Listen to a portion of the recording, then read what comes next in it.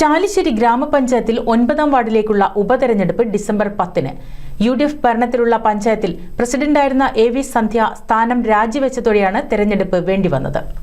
ചാലിശ്ശേരി ഗ്രാമപഞ്ചായത്ത് പ്രസിഡന്റായിരുന്ന UDF-ലെ AV സന്ധ്യ president സ്ഥാനവും വാർഡ് മെമ്പർ സ്ഥാനവും രാജിവെച്ചതോടെയാണ് ഉപതെരഞ്ഞെടുപ്പിന് കളമൊരുങ്ങിയത്. ആകെയുള്ള 15 വാർഡുകളിൽ UDF-നും LDF-നും 7 അംഗങ്ങൾ വീതമാണുള്ളത്. നിലവിൽ UDF നേതൃത്വം നൽകുന്ന ഭരണസമിതിയാണ് പഞ്ചായത്ത് ഭരണം കൈയാളുന്നത്. ഇരുമുന്നണികളും തുല്യനിലയിൽ നിൽക്കുന്ന പഞ്ചായത്തിൽ നറുക്കെടുപ്പിലൂടെയാണ് UDF-ലെ വിജീഷ് കുട്ടൻ പ്രസിഡന്റായി തിരഞ്ഞെടുക്കപ്പെട്ടത്. സീറ്റുകൾ തുല്യനിലയിലായതിനാൽ ഉപതെരഞ്ഞെടുപ്പ് ഫലം ഇരുമുന്നണികൾക്കും ഒരുപോലെ നിർണായകമാണ്. 9ാം വാർഡ് ഉപതെരഞ്ഞെടുപ്പിൽ ചാലിശ്ശേരി ഗ്രാമപഞ്ചായത്തിലേക്ക് സുജിതയാണ് UDF സ്ഥാനാർത്ഥി. ചുള്ളിയിൽ തെക്കേപ്പുറയ്ക്കൽ സന്ധ്യ സുനിൽകുമാർ LDF-ന്റെയും ഷിബിന BJP സ്ഥാനാർത്ഥിയുമായി മത്സരരംഗത്തുണ്ട്. ഉപതെരഞ്ഞെടുപ്പിൽ 3 സ്ഥാനാർത്ഥികൾ രംഗത്തിറങ്ങിയതോടെ ശക്തമായ ത്രികോണ മത്സരത്തിനാണ് 9ാം വാർഡ് സാക്ഷ്യം വഹിക്കുക.